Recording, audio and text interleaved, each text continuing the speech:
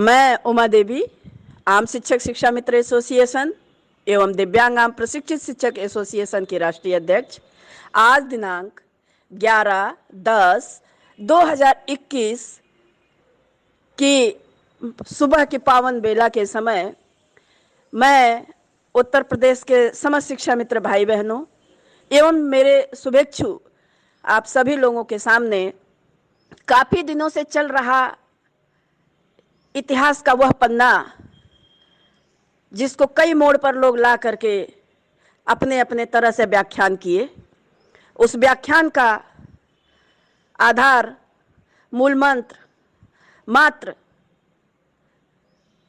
उनका स्वार्थ ही था। जिसने निस्वार्थ लड़ाई लड़ी उसको तो जांच के दायरे में कटघरे में खड़ा कर दिया गया।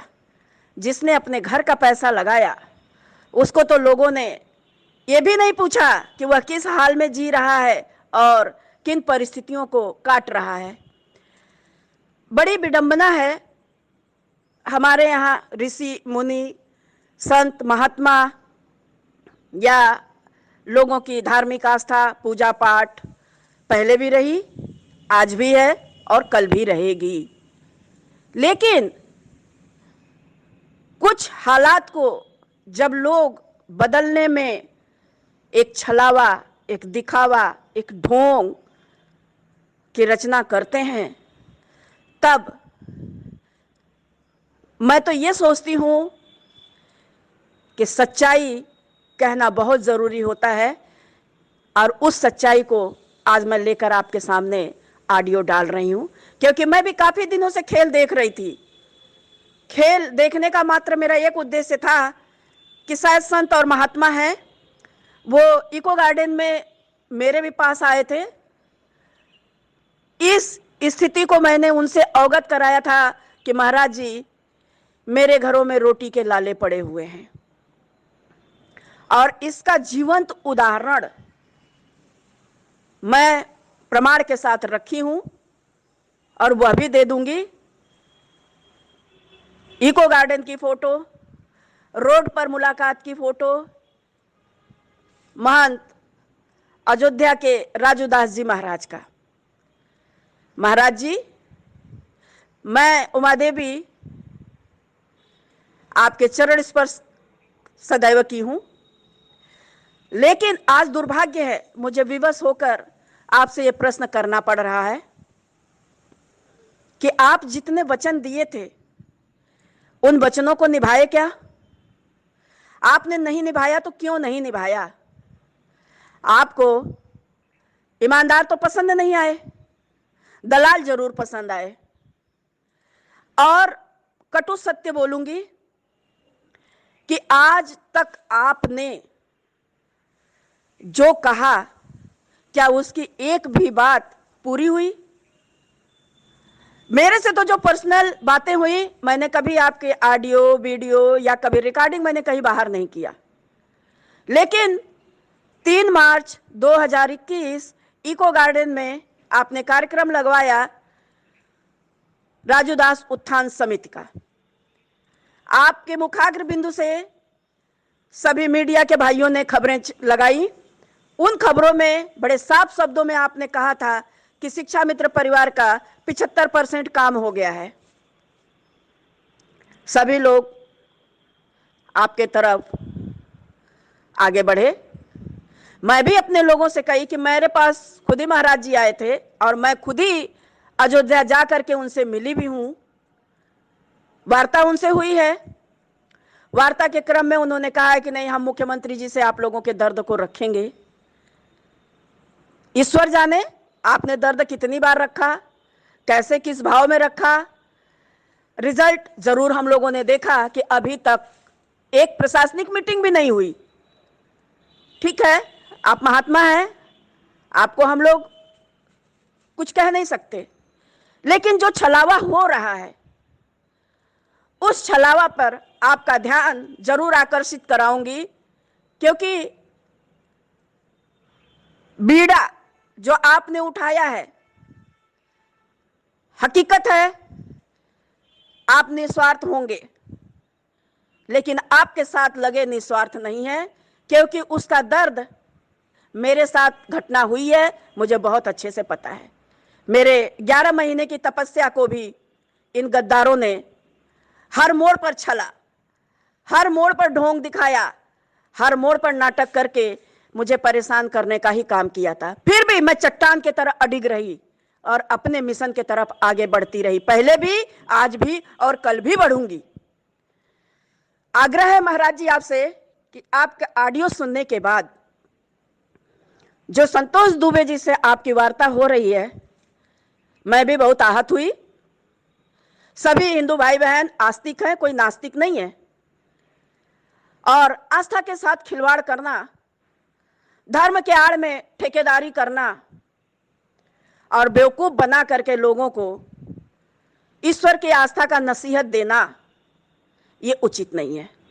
जिस घर में रोटी के लाले पड़े हों, 5 साल में सरकार के सामने मौत का तांडव होता रहा, सुहागिन बेटियां अपने बाल घुटवा करके विधवा बनी, 101 ब्राह्मण भाई जनेऊ त्याग करके आज भी चंडाल बन के घूम रहे हैं। क्या ये वाकया या हालात महाराज जी आपको नहीं मालूम था? जब मालूम था, 5 साल में सरकार ने मुंडन के बाद हाई पावर कमेटी बना करके आज तक ठंडे बस्ते में डाल करके अपना पल्ला झाड़ने का काम की। आपने कभी विचार किया इन बातों पे? या आपको दलालों की बातें ज्यादा अच्छी लगी, ईमानदारी नहीं अच्छी लगी? कटु सत्य है कि आपने जो ऑडियो में बोला है वो पूरे उत्तर प्रदेश को आहत कर दिया। अरे जब आप बीड़ा उठाए थे तो ईमानदारी से उस बीड़ा को निभाइए, सम्मान दिलाइए।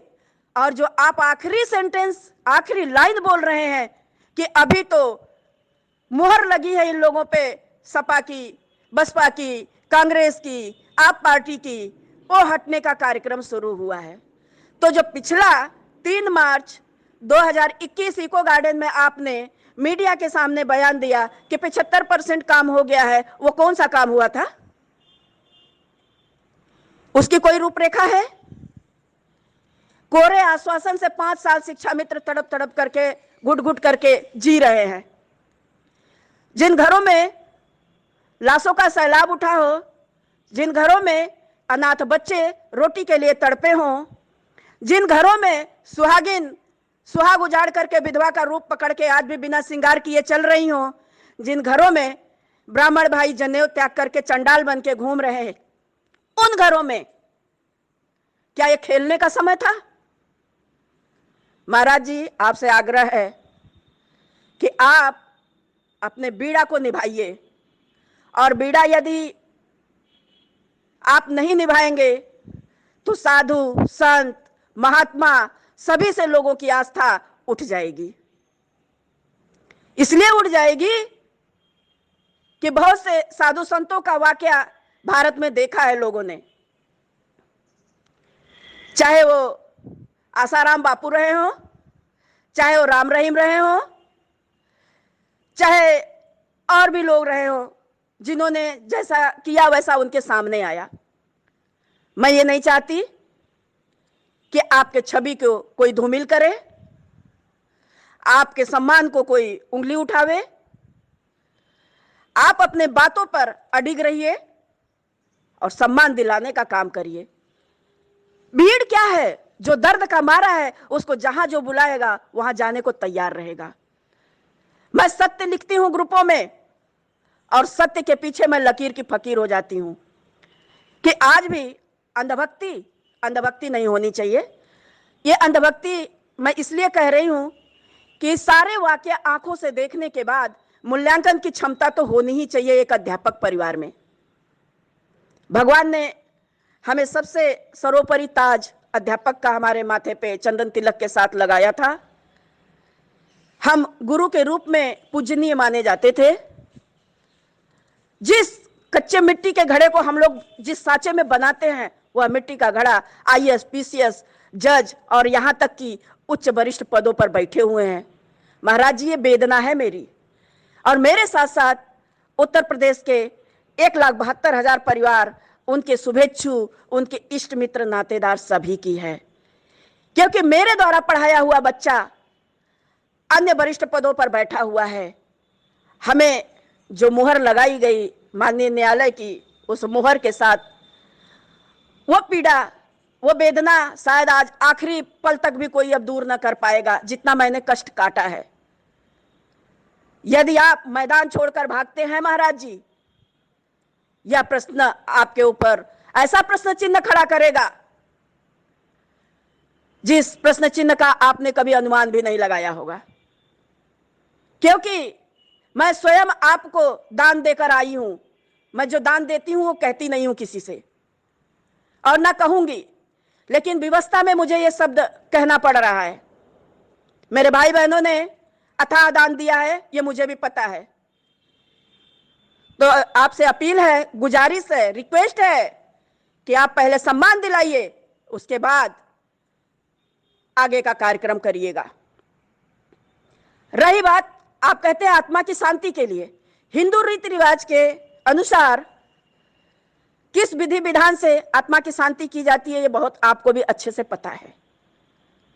इको गार्डन में सुहाग उजाड़ करके ही रीति रिवाज से, परंपरा से तर्पण किया गया था, आत्मा को शांति दी गई थी। महाराज जी, काशी में करिए, जो कि मोक्ष की नगरी है। आपके वेद पुराण महाभारत में वर्णन है।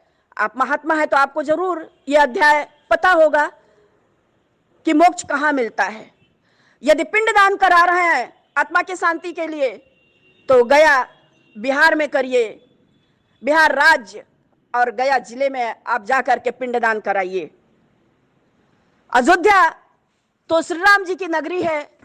14 साल वनवास वो कैसे काटे थे, किन परिस्थितियों को काटे थे, और किस लाइन को निभाते हुए या किस मर्यादा को निभाते हुए उन्होंने 14 साल वनवास काटा था, और वो पूजनीय बने थे। आज किसी से अछूता नहीं है, छिपा नहीं है, सभी पढ़े लिखे हैं, सभी को मालूम है। आप कराइए यज्ञ अनुष्ठान। यज्ञ अनुष्ठान जिस समय हमारे घरों में मुसीबत आई 25 जुलाई 2017, उसी समय से शुरुआत आपको करनी चाहिए थी महाराज जी। एक भी दिन यज्ञ रुकना नहीं चाहिए था। दीपक अखंड ज्योति लौ बननी चाहिए थी कि यज्ञ के सहारे जितनी भी बाधाएं हैं वह हटा दी जाएंगी। कितना देर क्यों हुआ? प्रशासनिक एक भी मीटिंग नहीं हुई। विचारणीय प्रश्न यह है, कहीं किसी सूत्र से यदि मैं जानकारी करती हूं तो मात्र एक लाइन की बात अभी भी चल रही है कि मुख्यमंत्री जी ने अभी कुछ नहीं कहा है। तो आप 24 घंटा मुख्यमंत्री जी की फोटो डालते हैं, एक लाइन मुख्यमंत्री जी से बुलवा दीजिए, सारे भाई बहन संतुष्ट हो जाएंगे। जब इतनी बातें हो रही है तो बुलवाने में क्या तकलीफ है? तो ये आग्रह है आपसे कि आप सच्चाई डालिए। कुछ दलालों के चक्कर में आप अपनी गरिमा न खोइए महाराज। हिंदुओं की आस्था पर ठेस मत आने दीजिए, क्योंकि मैं उसी इको गार्डन से जितने भी तीज त्योहार व्रत, यहां तक कि 3 दिन का डाला छठ व्रत भी मैं उसी इको गार्डन से की हूं। और जो मेरे हिंदू रीति रिवाज में जो मेरी परंपरा है, जितने भी व्रत पड़े मैंने सभी को निभाया, जबकि वहां सुविधा विहीन था महाराज जी। आपको भी पता है कि वहां पानी तक नहीं था, कोई व्यवस्था नहीं थी। खुले आसमान में पेड़ों के नीचे मैंने काटा है अपना समय, और जो तपस्विनी का जीवन मैंने जिया है, उस जीवन को जितने भी लोग इस मामले में छलावा कर रहे हैं, अपने पूरे परिवार का सुहाग लाके घुटा दे, स्वयं का बाल घुटा ले। महाराज जी, ये भी वेदना रही कि स्वयं का भी बाल कई लोगों ने नहीं घुटाया, पुरुष होकर के। महिलाओं की तो आप उम्मीद करिए कि किस तरीके से महिलाओं ने बाल घुटाए होंगे। वेदना को आप लोग हमेशा मुझे ऐसे जगह, ऐसे मोड़ पर लाकर खड़ा करके बोलने के लिए विवश कर देते हैं, जहां मैं चिंतन मनन करते करते करते करते मैं रास्ता निकालने की तैयारी करती हूं। मैं आपको फोन मिलाई होती, लेकिन आप फोन पर बहनों को नाराजगी व्यक्त करते हैं, वह नाराजगी बंद कर दीजिए। आप महात्मा हैं, महात्मा के भाव में बात करिए। महात्मा के भाव में यदि आप बात नहीं करेंगे तो ये हिंदू रीति रिवाज, हिंदू परंपरा का ही नुकसान है। जिस वर्ण को आप धारण किए हैं, आप ईश्वर की आस्था में लोगों के मन को जगाने का काम करने के लिए किए हैं।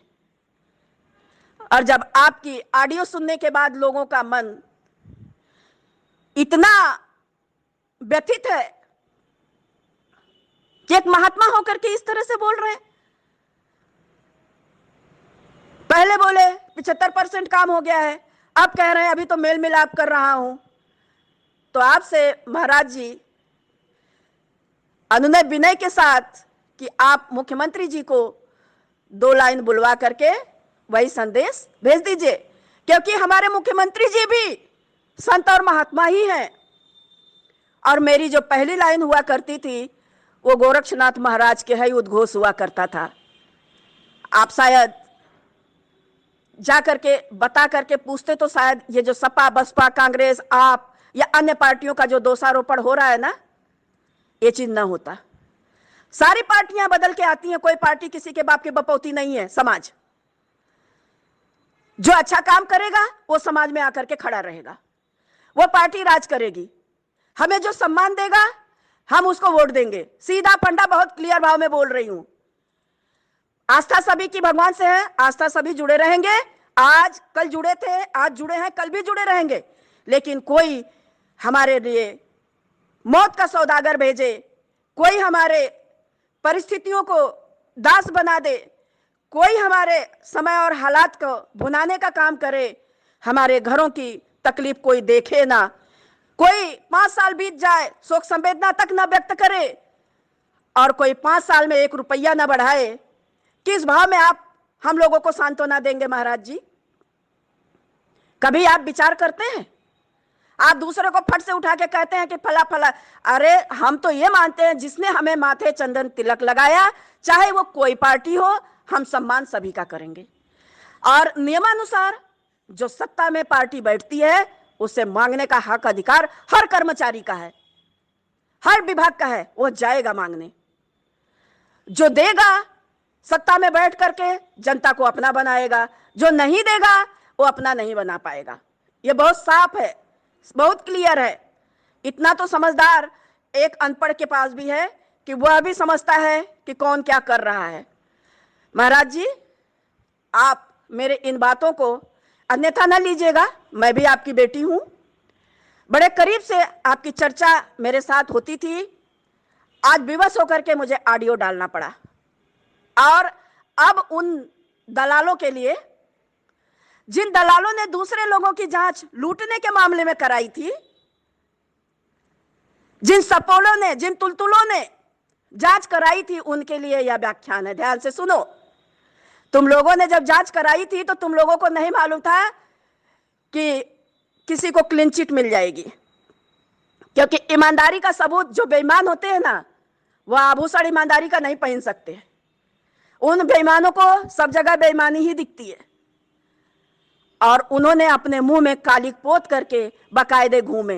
आज जो महाराज जी के उत्थान समिति के बड़े बड़े योद्धा बने हैं, अध्यक्ष बने हैं, सचिव बने हैं, महामंत्री बने हैं, ये उनके लिए प्रश्नावली है कि तुम लोगों ने जब जांचें कराई तो क्या पाए? अपने ही मुंह में तो कालिक लगाए। और सुनो, कटु सत्य, परिस्थितियां विषम जरूर रही मेरे साथ, लेकिन मैं अडिग रही चट्टान की तरह, और आज भी अडिग हूं। ध्यान से सुन लो।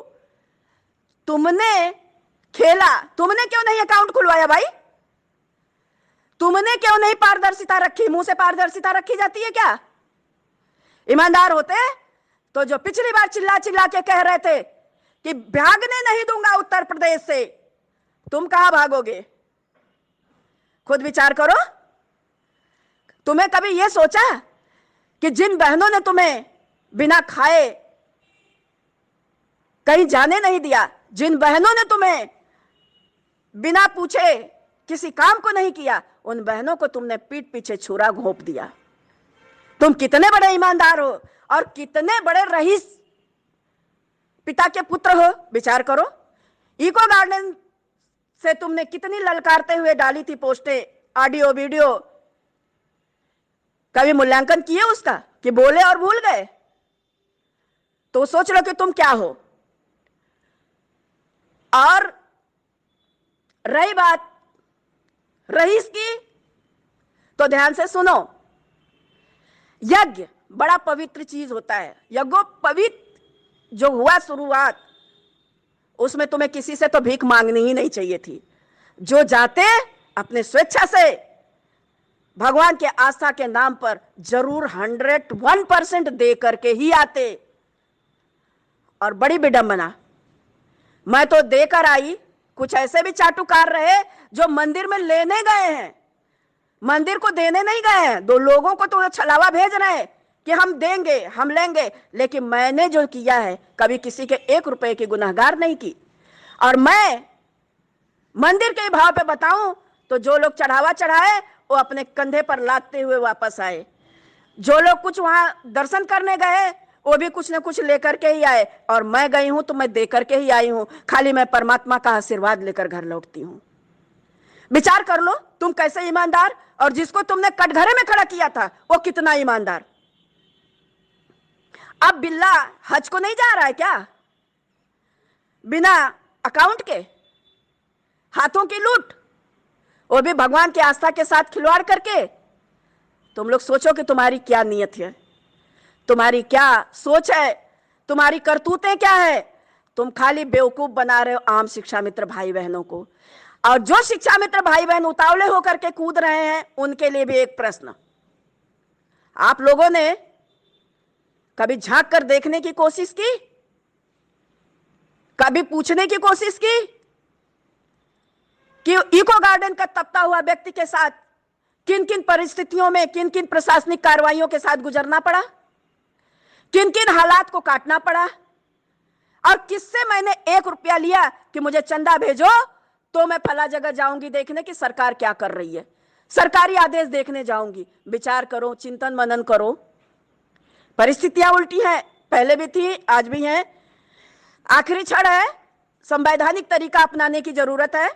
अपनाइए, अपने मिशन को आगे बढ़ाइए।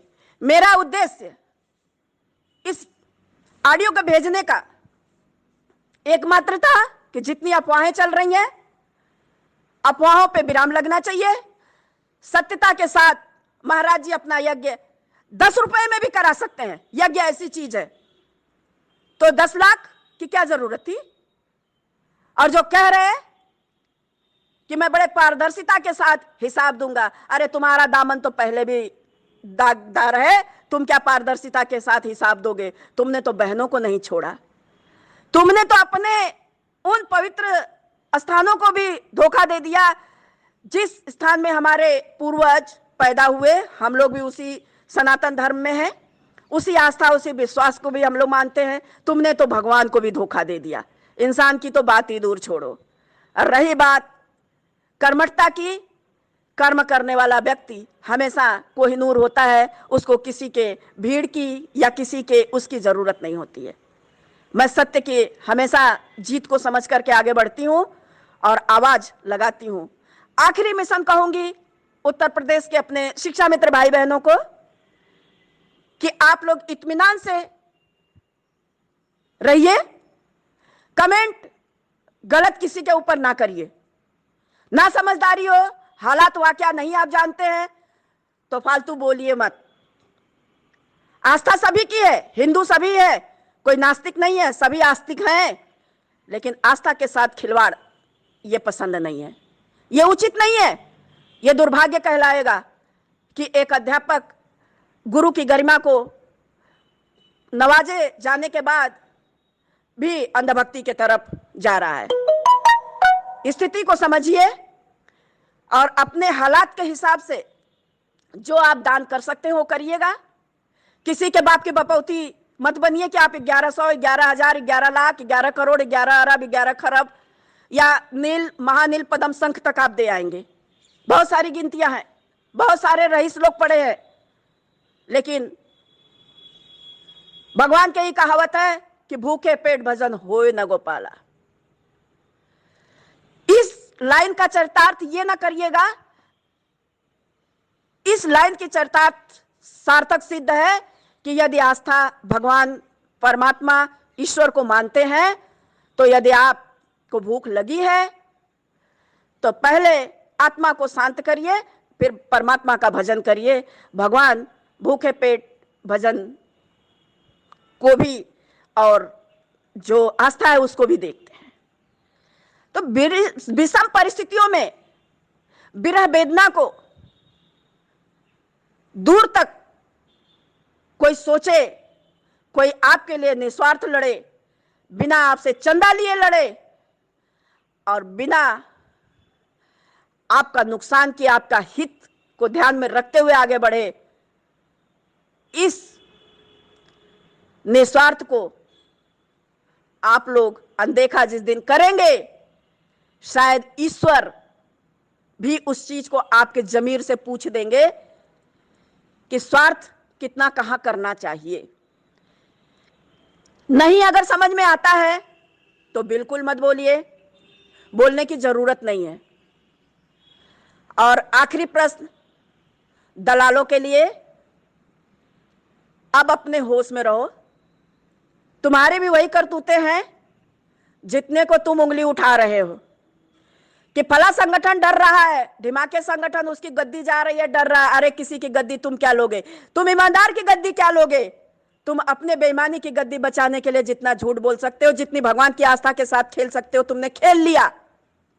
अब अपने गिरेबान में झांक के देखो, खुद तुलतुल और सपोला ये दोनों ही ऐसे महारथी बने जो हर रण क्षेत्र में दाग लगाए, कूदे और नाच कूद करके सबको बेवकूफ बनाने का काम किए। महाराज जी से अनुनय विनय के साथ कहूंगी कि महाराज जी, जिस आस्था से भाई बहन जुड़ा है, जो बातें आपने मुझे कही थी आप खैर निभाए नहीं, फिर भी मैं अभी आस्था रखूंगी कि आप सम्मान दिलवाइए, उसके बाद यज्ञ नहीं महायज्ञ कराइएगा, मैं आपके साथ रहूंगी। लेकिन जब तक सम्मान नहीं मिलता है, मैंने जो आपको पहले इको गार्डन में वचन दिया था, मेरा आज भी वही वचन है महाराज जी, इसके लिए मैं क्षमा प्रार्थी रहूंगी। मैं आस्तिक हूं, पूरा उत्तर प्रदेश आस्तिक है, लेकिन आस्था के साथ खेल करने के लिए नहीं। आप लोग समझदार हैं, मैं अपने बाड़ी को विराम दूंगी। अगले ऑडियो में मुझे जैसा वक्त दिखेगा, जैसे हालात दिखेंगे, मैं हकीकत पुनः आपके सामने ला करके खड़ा करूंगी।